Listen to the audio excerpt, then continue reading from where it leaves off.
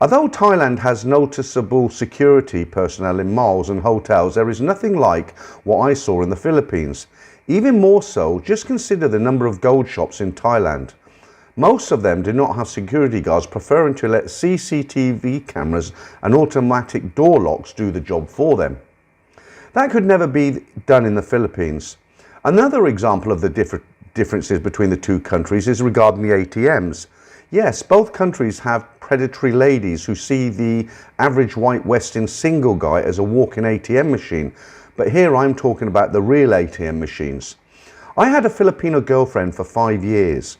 When withdrawing cash from a street ATM, I had her standing back to back with me.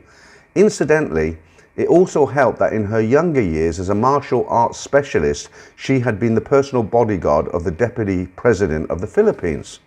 However, there is one major annoyance for me in Thailand. To put it bluntly, most Thai ladies speak little English, and this is reinforced by foreigners repeating their mistakes. Take, for example, the use of the verb to have, which is used in two ways. I have, as ownership, or used as describing a past event, as in, yes, I have visited Chiang Mai in the past.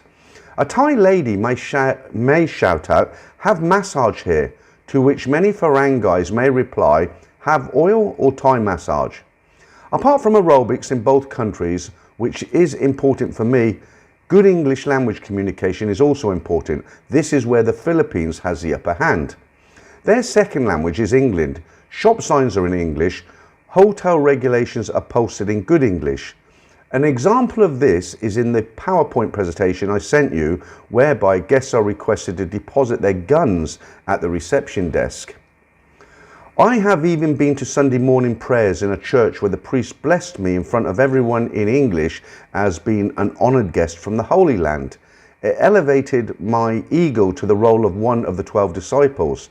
So my dilemma was this: do I prefer a safer country like Thailand or better language communication as in the Philippines? My answer is this.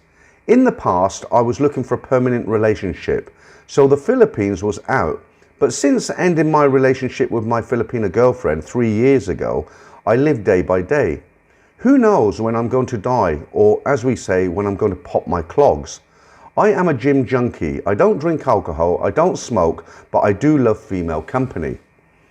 At the age of 76, I am just looking for ladies who like being with older Farangs, and there's nothing wrong with that. It is the fountain of youth for me. It's a tonic, much better than all the pills and medicines I take. I feel energized in Thailand. I don't need the judgmental remarks by Western women of my own age who have no experience of Thai culture. For their part, I absolutely understand Thai women who link up with Farangs. Most of these ladies were born poor in villages or towns where they lived a poor existence. Many have had husbands or boyfriends who ran off after giving them children. Remember, for most there is no insurance or alimony in Thailand. Many work in hard physical labour in rice paddies or other farming on less than $30 a month. The common denominator for all Thai women is that they put their parents and children first. They are willing to compromise their own existence so that they can feed, educate and take care of their families. The Western boyfriend is always delegated to third or fourth place in the queue. Any visiting Farang should know this. They must lower their expectations. No matter how much money they spend on their Thai girlfriends, they are not number one. Yes, no money, no honey, but you are not the bee master. Thai women are very shrewd on this. It's a matter of business. Some Thai ladies are genuinely looking for long-term relationships. As an opening gambit, they work either as freelancers, masseurs, go-go dancers or bar girls. The pay and the hours are better. Some link up with Farangs through dating sites. I don't blame them. If the situation was reversed with me in the West being third world country, would older and jealous Western women change their attitudes regarding Asian men visiting the red light districts of London or New York? Everything is relative. Maybe one day China will be the only rich superpower and the West will go down the tubes. Food for thought. So I call the Thai lady / Farang relationship a mutual benefit society, a win-win situation. It can turn out well as long as a Farang keeps his wits about him, but it can go pear-shaped if he is stupid, drunk, or if he loses his heart to a bar girl. Up close and personal, physical contact can very easily turn into emotional contact. We're all human. We all have emotional needs too. The land of smiles can quickly turn into the land of emotion on the flip of a coin. But remember, in many cases, it's a matter of business from her standpoint. That's all I have to say. I hope newbies can benefit from my experience. And Peter, I hope you can use this on your vlog. As they say, up to you. Maybe we'll meet on my next visit to Thailand. It is planned for April or May 2023 when I have a dual purpose for my visit. I'll meet up with my current girlfriend either in Pattaya or in her village in Isan. Secondly, I'm coming for more dental work. Last February I had 3 fill-ins at the Pattaya International Dental Centre on Soi Buakhao. It was very cheap and highly professional. Add to that the wonderful smiling customer care, great treatment and a reason to go back there. Next time, without root canal, I need 4 crowns, which in Israel would cost me a minimum of $4,500 as opposed to $1,700 in Thailand. So I finish on that note. So I think that was quite an informative video. I quite enjoyed that. And anybody who hasn't been here before or they've got any illusions about trying to change a bar girl's way of thinking, this should put them straight.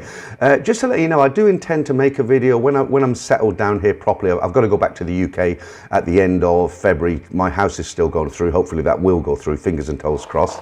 I do plan to make a video on health insurance here in Thailand, and I also plan to make another video on dentistry work, that sort of thing, because it is very, very good here, and a lot of guys have asked me about it, but I just haven't had the time to go out there and interview doctors and dentists and things like that, and I want to do it properly. I don't want to rush it just for the sake of a video, okay? So the other thing I want to mention on this story, we're talking about relative terms of earning potential for a girl in a bar or a freelancer who's charging 1,500 baht for a couple of hours. I do know guys who own bars, run bars, and I get to talk to bar girls without them looking at me as if I'm a customer or there's any potential to make money out of me.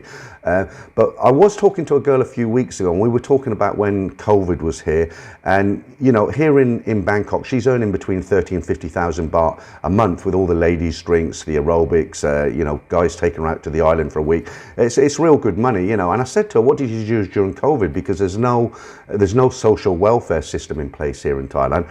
And she said, I was pulling potatoes out of the ground. And I was like, really? You know, and there's this stunning girl, you know, in a bikini just about to go off and dance with all makeup and hair. And, you know, she looked $1 million. That's a corny thing to say, but she really, really did. She was beautiful. And I just can't imagine her in a field picking potatoes. And I actually said this to her. And I said, but you don't like to get brown skin. You're Thai, you like to keep your light colour. And she said to me, she said, yeah, we wrap ourselves up and only our eyes are shown. You know, you've seen pictures, they wear the big hat and they're wrapped up and it looks so hot, but they get used to it. What's important is they don't want their skin to turn brown.